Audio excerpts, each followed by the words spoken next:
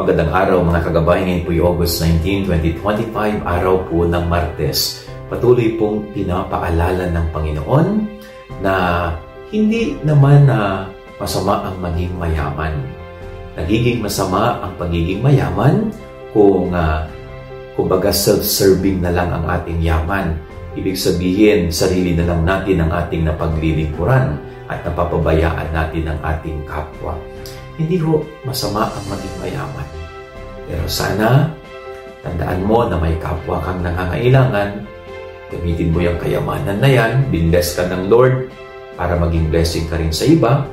Gamitin mo yung kayamanan mo para maging instrumento ka ng kalooban, ang buting kalooban ng Diyos sa ibang tao. So pag nagawa po natin yun, matutuwa ang Diyos. Kaya sa iyong patuloy tayo nagpapayaman, wala naman tayong nagagawang kabutihan. Yan ang ating gabay aral ngayong maghapon. God bless po sa inyong lahat. Pagpalain kayo ng Panginoon.